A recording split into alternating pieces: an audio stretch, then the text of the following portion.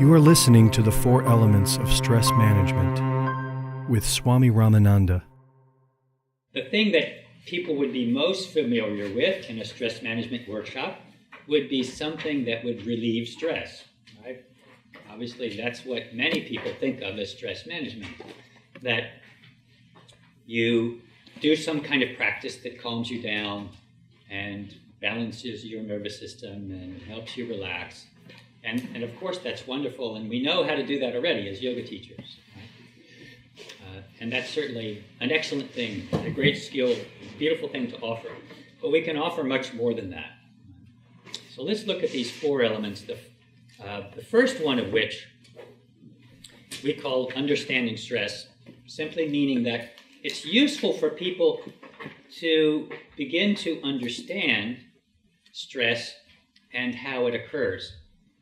And we'll look at this from the perspective of a yoga teacher, which is a little more in depth.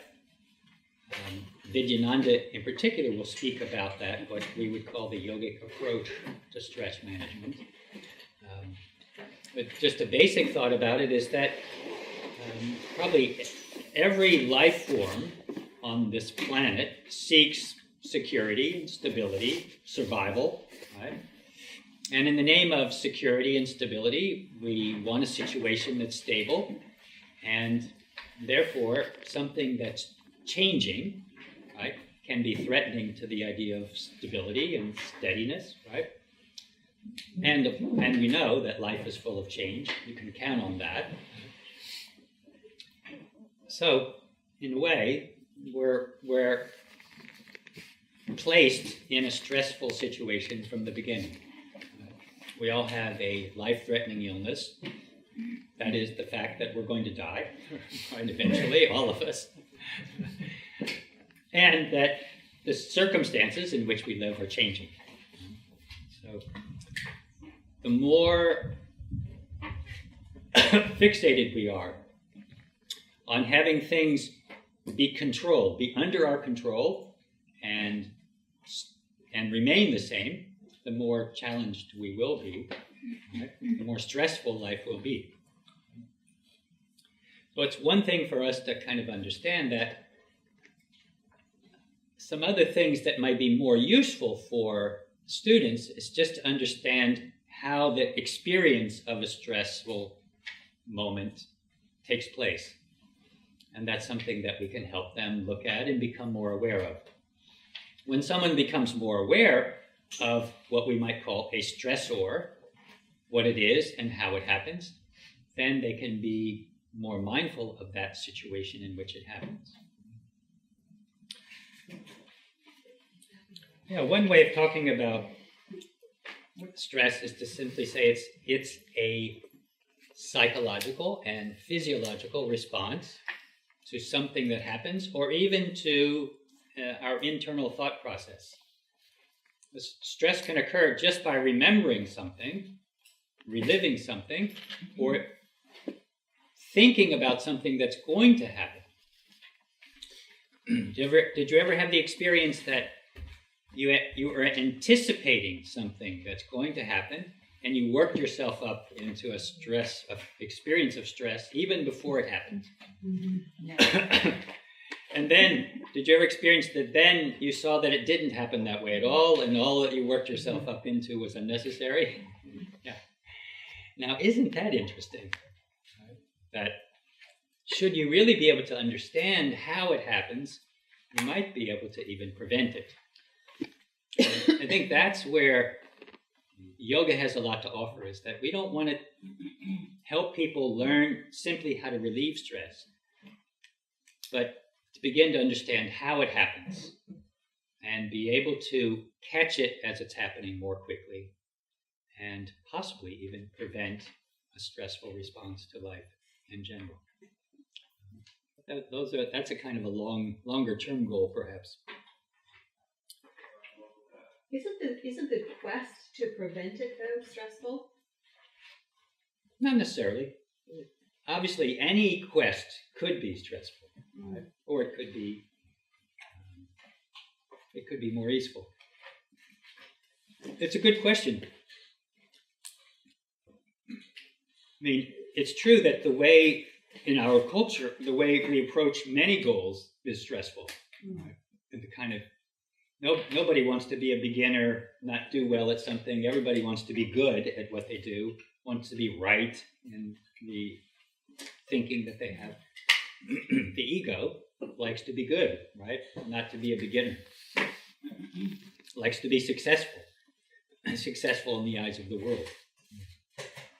So, and we know this from teaching yoga, that one of the biggest challenges of teaching a yoga class is to have the students practice to their capacity, rather than practice in a way that they think they should perform. Everybody familiar with that? So let's see. One way that I could summarize the way that stress takes place is that it starts with some event, even if that event is a projection, right? Even if it's our own thinking process. That starts with something. And then we have a response to that something, to that event. And though it may be difficult to catch, it's actually an interpretation of that event. Right? It's our thinking or our association with that event that makes something stressful. In a way, that's the root of it. For example, I could say that as a part of this training, we're all going to go skydiving. And some of you would be sick that day. And some of you would say, oh, finally, I get the opportunity. Right? You're ready to go, Tiffany. Yeah, I'm ready. Me too, yeah. Yeah. Now, why is it that some people would be sick that day and other people would be the first in line? The same thing if I said scuba diving. We're all going scuba diving. Right? For some people, that would be a scary experience, and for other people, that would be such an exciting adventure. For many things, our association with something, our way of interpreting something as either joyful, as a challenge, as an adventure, or as stressful, as painful, as fear-inducing. It will be different for everybody. So, in a way, that's at the very root of a stressful experience, is our interpretation of an event, or even an idea of an event. And then comes, often, right away, or right in harmony with, some emotion, right? Some feeling. An emotion is, in a way, a powerful thought form, powerful enough to create some physical response as well, right? To manifest physically as well. Vidyananda will look at, with you a little more detail, the different levels of our being and how the levels of our being, they all act together. Right? Interconnected, Yeah, interdependent. they're all interconnected, interdependent. Yeah, that's good words. So what many people might think of as a stress or an experience of stress is the way they feel physically, which is certainly a part of it, right? But that's usually not the first part. Right? We begin with our interpretation of some event or some idea, and then some kind of reaction to that emotionally and physically. And then, of course, the end result could be some behavior, some action that one takes. So it will be useful for the students that we teach to begin to understand how that happens for themselves. And one of the ways that can be useful in teaching in a stress management situation, if you have the opportunity, is to lead some kind of group discussion about how people experience stress, what it is that's stressful for them, and what they experience. Just to have them begin to think about how it happens in their own lives. without trying to go into a detailed explanation or convince them of what they need to do differently, just to have them become more aware of it. And of course, our system, our physical system, this we'll look at in more detail as well, is beautifully designed to handle stress, but it's not meant to handle it on a chronic basis, on a day after day, repetitive basis. It ends up wearing down the systems that handle stress.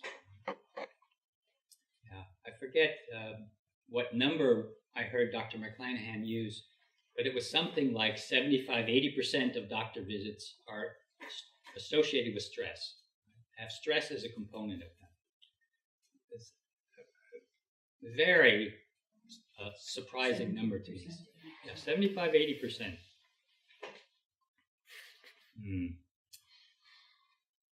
So let me summarize this by saying that we can help students just become aware of how stress happens for them. The more aware they become of how it happens, the better chance they have of making choices about what to do with it, how to respond to it. And one of the teachers that I've learned from that's well known in this field of stress management, Jon Kabat-Zinn, makes this distinction between what he calls reacting and responding. And he uses those two words to distinguish between a kind of automatic reaction that's without premeditation, a kind of compulsive reaction, and a response, which he defines or distinguishes as something that's mindful, that's chosen, a conscious choice. So we'd like to help people begin to develop some awareness of their experience of stress, to be able to choose more consciously how to behave, how to respond to it. So some understanding of the physiology of the stress response can be useful. So we'd like all of you, and we'll study this, to develop some clear, simple way of talking about the physiology of stress, of how it happens, what happens in the body. You're familiar with this, almost all of you already, but it would be nice to develop a few sentences or a paragraph that you can easily use to describe that experience. What we call the fight or flight syndrome. What is it called again? Fight or flight. Oh, fight or flight, okay. And actually, I think they added a word to it, fight, flight, or freeze, which is another method, right? You see that an animal, they first encounter something scary, they might just freeze. Right? That's their way of, that's their response.